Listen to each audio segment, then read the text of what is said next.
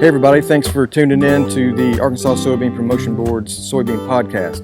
Today I'm going to be following up with Chad Norton, UA Extension Soybean and Wheat Verification Coordinator, to talk about the verification program. I want to help me understand who and how you choose your partnerships with that you work with in field. Well, it all goes through the county agent. Okay. They call me and say, I've got a guy that his yield is not real good, so we go help do that. Or I got some of them will call and say, I think my input costs are getting a little bit out of hand, so let's come out here and see what you can do and for how much. So that's how it works, but I'll go through the county agents to do that.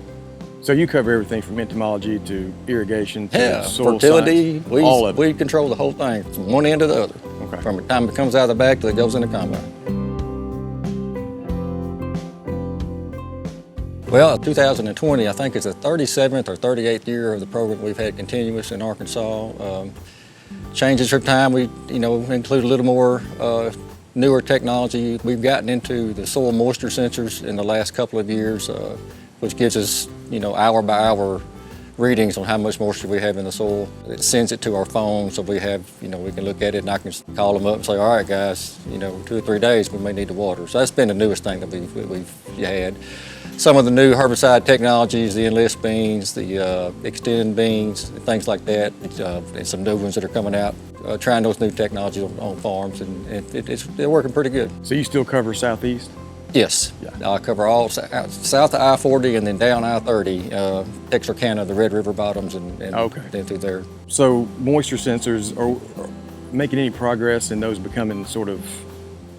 Putting them in every field is going to be cost prohibitive. But if you've got several acres that are the same soil type, planted about the same time, and you can get on the same schedule with it, that would work if you can do it like blocks at a time instead of just field by field. Everywhere, yeah. The new herbicide technology has been the big thing that is changing the game for us. It gives us more bullets to shoot at these big weeds every year, so that's nice to have. And the more we can get, the better off we are. Its resistance just grows, snowballs every year. Yeah, it does. And now we're starting to see slippage in Liberty. So that's kind of scary. Yeah, some fields are beautiful and some are not.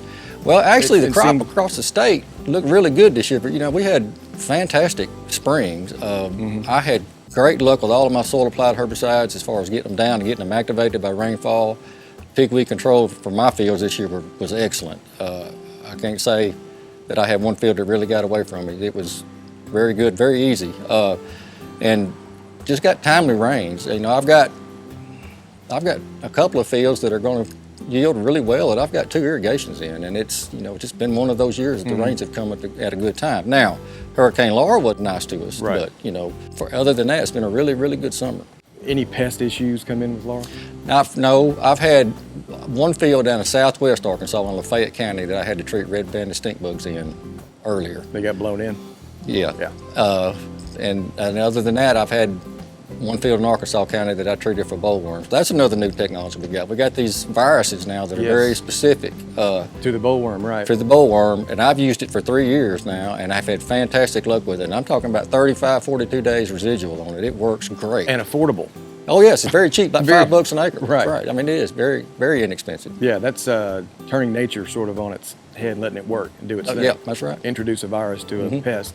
And the residual traits in that is really... Especially when you got big bollworm flights like we have every year, and we've got so much corn now. Once they go through that corn, and the moths come out the other end of that, then they go to these younger beans, and you just get continuous egg lay. If you got something out there that's doing that well for that long, it's a game changer. Right, and it's environmentally safe. Yeah, it's very, natural. Very, you don't get it's any naturally pushback. Occurring. That's right. It's a win-win. It's great. Explain to me the production systems in real-world high-yield irrigated environments and the variable non-irrigated environment.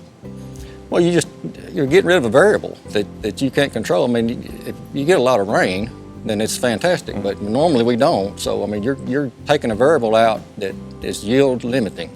So it's a water quality issue sometimes. Especially south of the Arkansas River. A lot of that groundwater is salty, and we're getting chloride levels in these fields that even some excluded varieties are now starting to show some symptoms because it's getting so salty. That's aquifer water? Yeah. Okay. That's weird. That's just, the nature of the soil, I guess, that it's in down there. Back to pigweed real quick. Based on the corners of the state that you cover, which parts of the state seem to have the biggest issue with pigweed, palmer amaranth?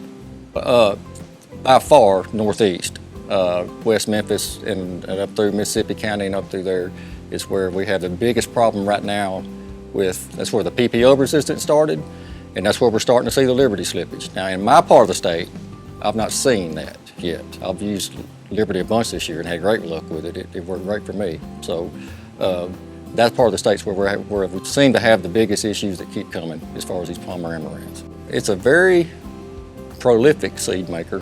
Yes, it is. And it's able to take in chemicals, synthesize them, move them around, and figure out a way to get resistant to it. It is a very, very unique weed.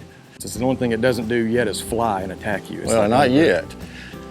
I guess if we started trying to farm it, maybe it'd go away. I don't know. That's true. Anyway. Well, thanks for your time today. Thanks for keeping us updated on the verification program, and I'll follow back up with you later. Thank you. Thanks for listening to the Arkansas Soybean Promotion Board's Soybean Podcast. We hope you'll follow us on Twitter at Arkansas Soybean and check in for the video version of this podcast and even more resources at themiraclebean.com.